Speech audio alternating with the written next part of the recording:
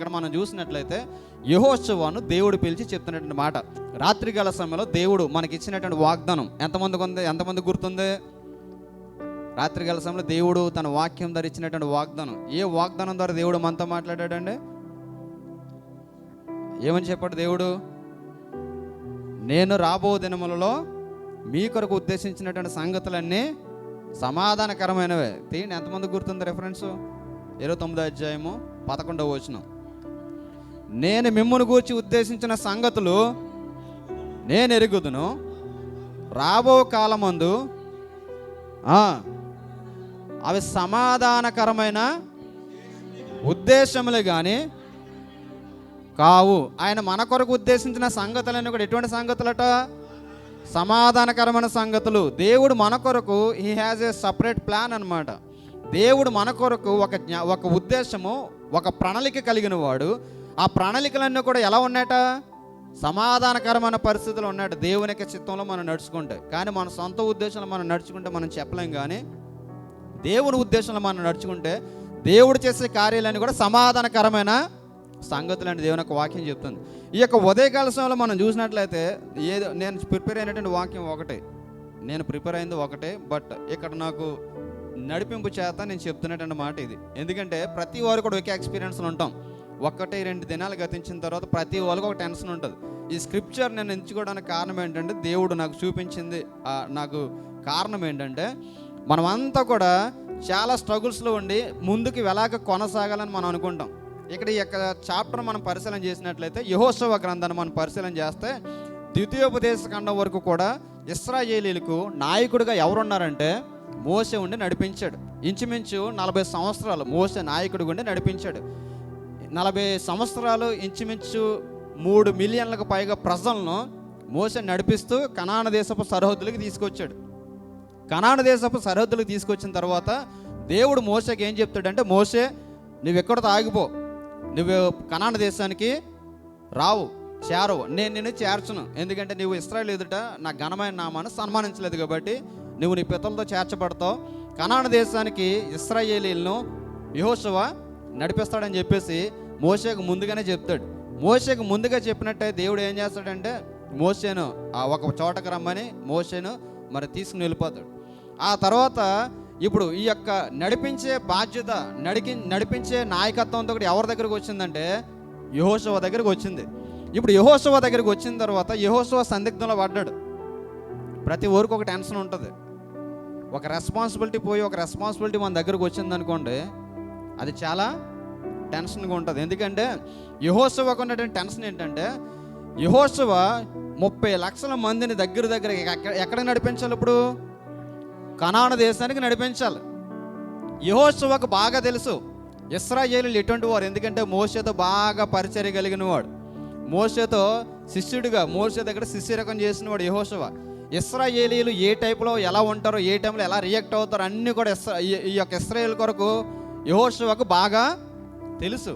ఇప్పుడు ఎక్కడి వరకు మోషే ఉన్నంతసేపు బాగానే ఉన్నాడు. కానీ వాగ్దాన భూములోనికి ప్రవేశిస్తాం అనగా ఇక వాగ్దానాన్ని స్వతంత్రించుకుంటాం అన్న ఆ టైంలో యెహోషువకు ఒక డౌట్ వచ్చింది. నేను వీళ్ళని తీసుకెళ్ళగలనా, తీసుకెళ్ళలేనా?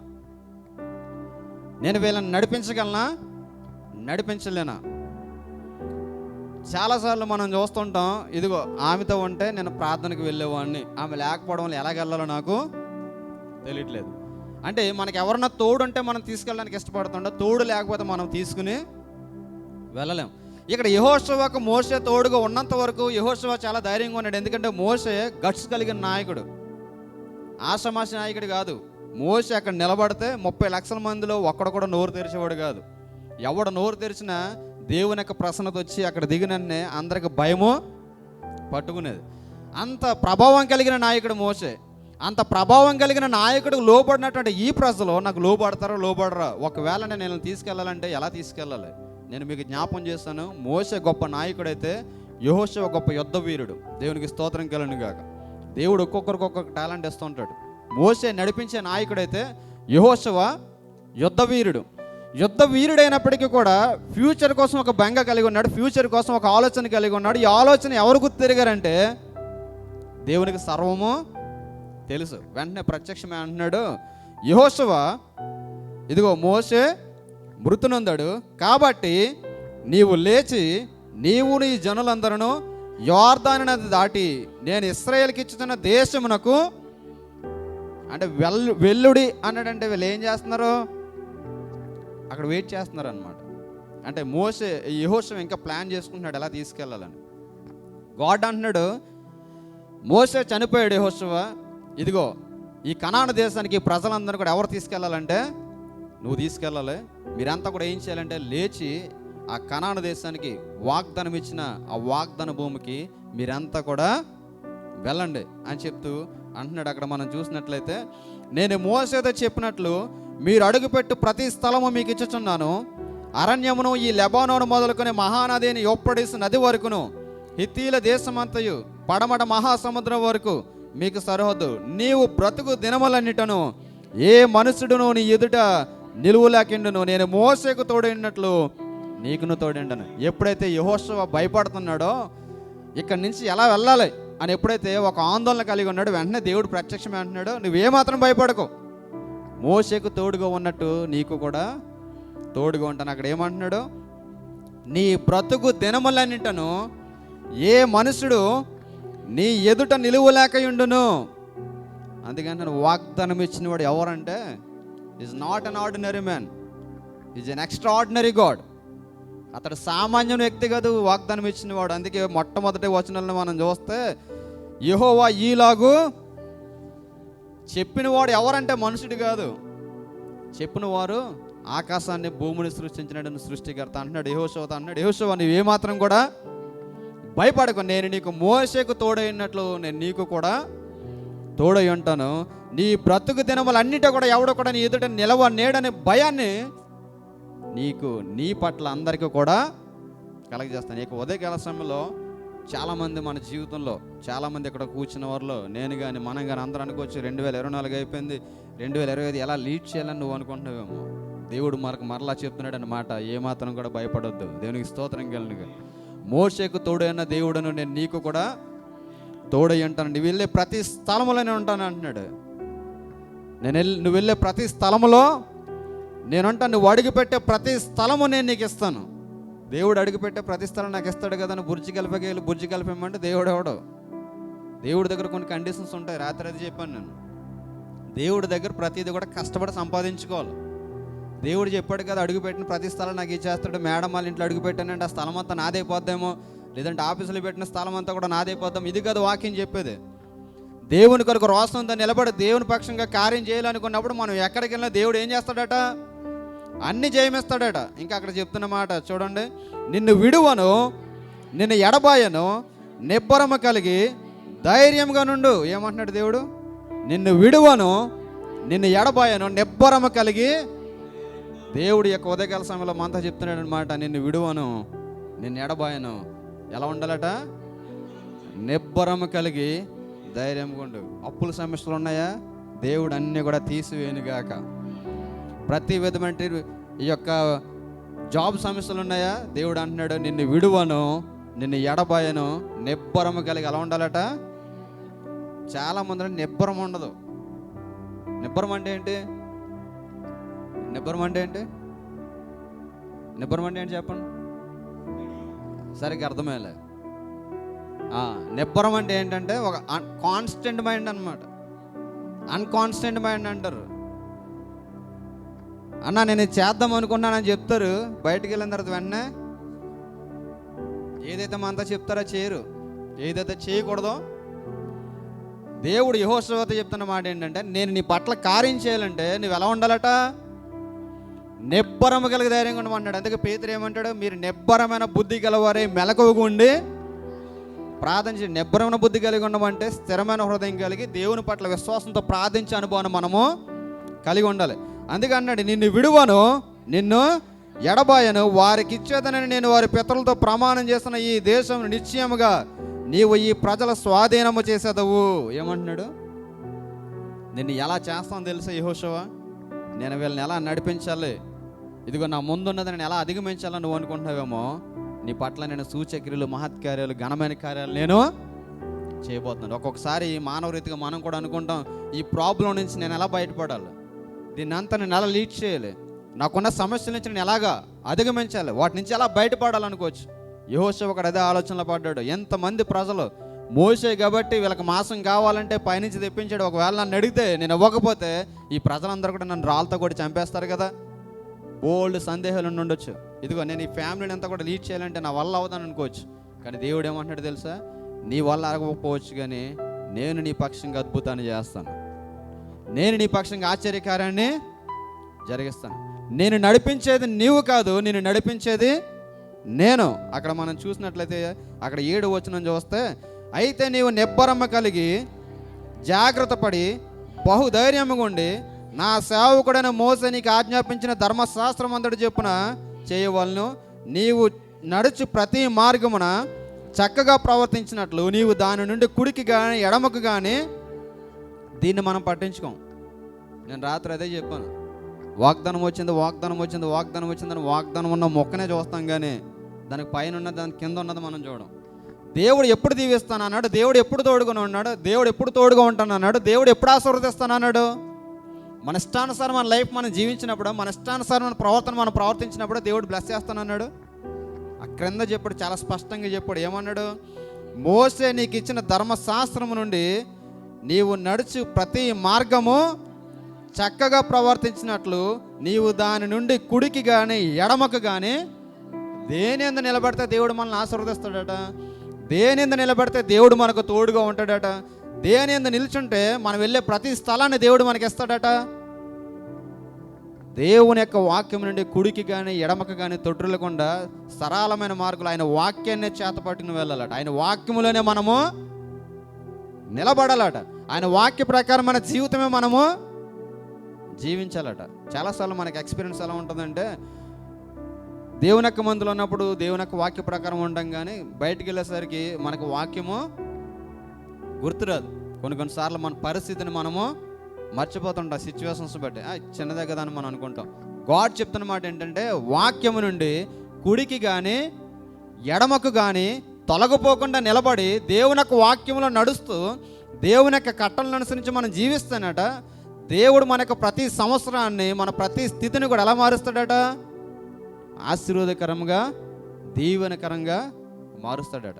ఏం చేస్తాడంటే దేవుడు మనం వెళ్ళే ప్రతి స్థలంలో మనకు తోడు ఉండడమే కాకుండా మనకు అడ్డొచ్చే ప్రతి దానిని కూడా చూడండి. ఇంకా క్రింద మనం చదివితే, ఈ ధర్మశాస్త్ర గ్రంథము నీవు బోధింపక తప్పిపోకూడదు, దానిలో వ్రాయబడిన వాటన్నిటి ప్రకారము చేయుటకు నువ్వు జాగ్రత్త పడినట్లు దివారాత్రము దాన్ని ధ్యానించినలా నీ మార్గమును వర్ధిల్ల చేసుకుని చక్కగా ప్రవర్తించదవు. ఏం చేయాలట, దివారాత్రం ఏం చేయాలట, మొబైల్ చూడాలా.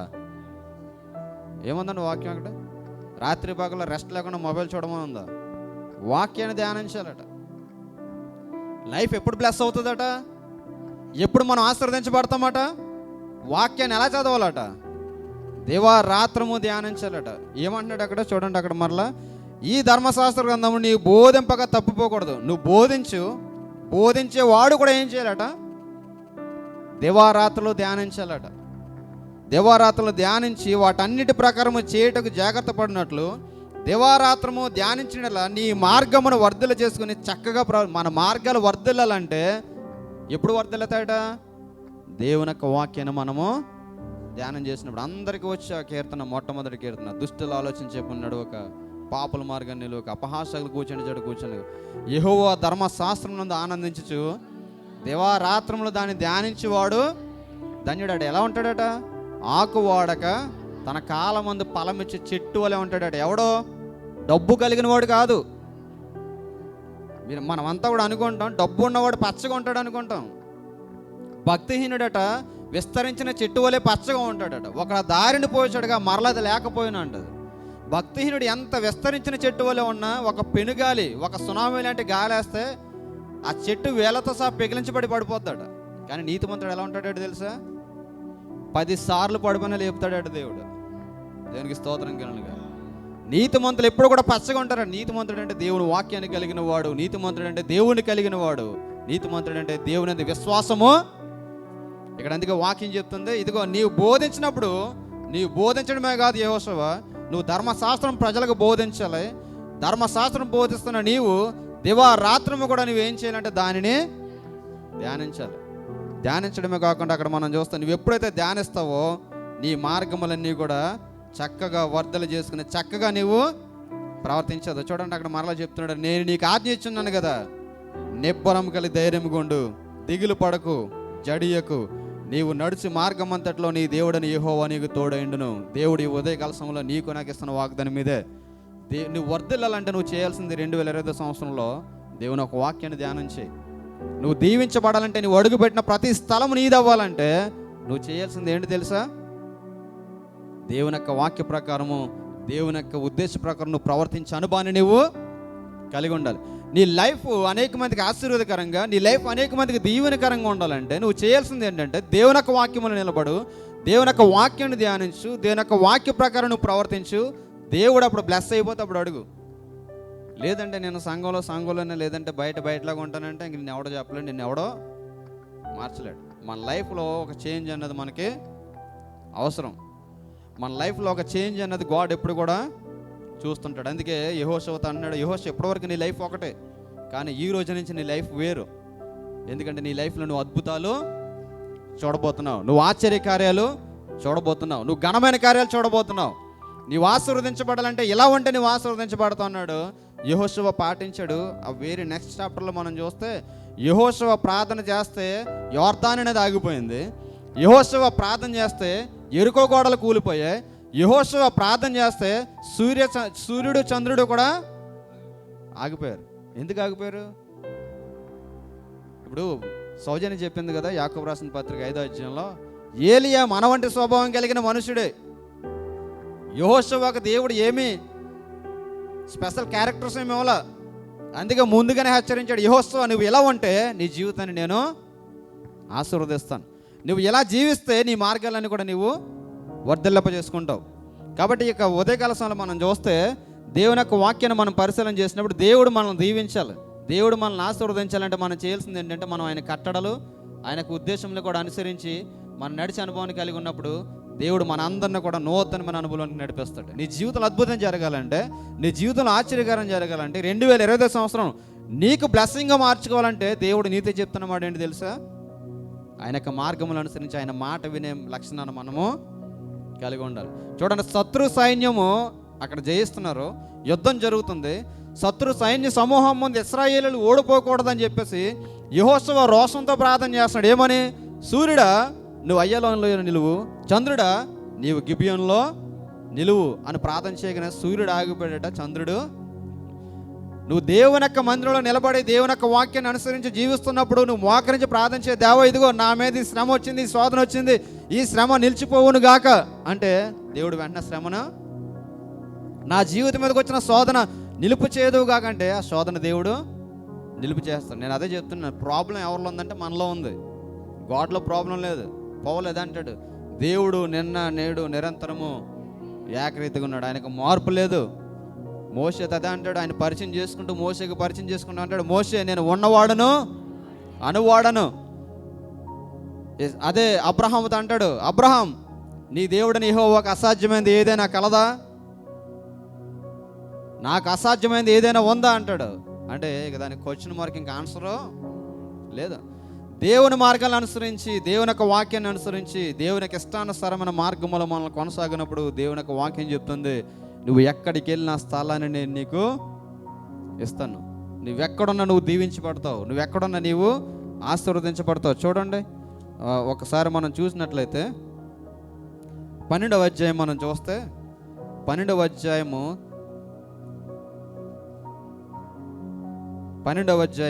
7వ వచనం ఒకసారి చదువుదాం.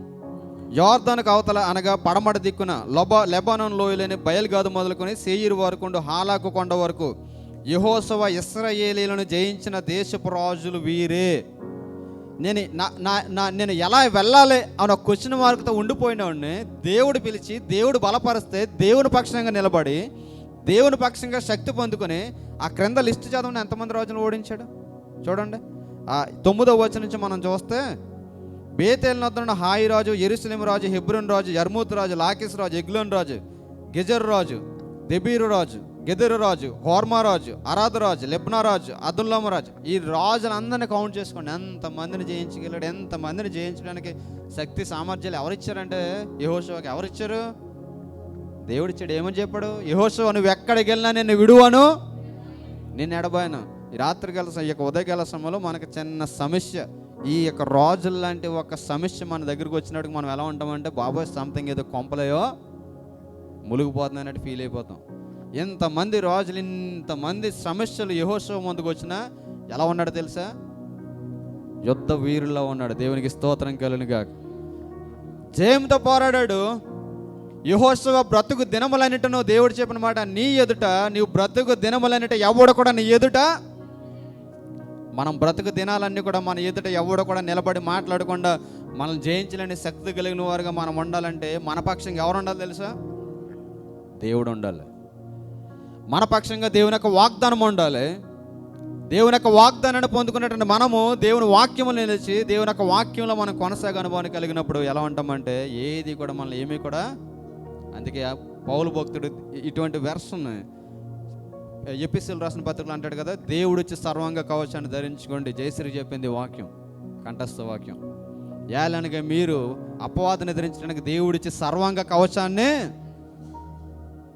దేవుణ్ణి ధరించుకుని దేవుని యొక్క వాక్యాన్ని ధరించుకోవాలి. ఎందుకంటే అపవాదేశ ప్రతి అగ్ని బాణాన్ని ఎదిరించడానికి వాక్యం అనే ఖడ్గమును ఏమన్నాడు? చేత పట్టుకోమన్నాడు. అంటే మన మీదకి వచ్చే శత్రు సైన్య సమూహాన్ని మనం జయించాలంటే దేవుని యొక్క శక్తి చేతనే మనము జయించగలుగుతాం. ఈ యొక్క ఉదయకాల సమయంలో ప్రియమైన సంఘ విశ్వాసులని మీ అందరికి నేను తెలియజేస్తుంది ఒకటే, దేవుడు వారికి ఇచ్చినటువంటి వాగ్దాన దేశం వరకు మోషే తీసుకొచ్చాడు. వాళ్ళకు హృదయంలో ఒక సందిగ్ధత ఉంది. అదేంటంటే మోషే చచ్చిపోయాడు, మనం వాగ్దాన దేశానికి వెళ్తామా లేదా అన్న సందేహం వారిలో ఉంది. బట్ గాడ్ అంటున్నాడు, నేను మీకు వాగ్దానం చేస్తాను, వాగ్దానాన్ని నేను నెరవేరుస్తాను.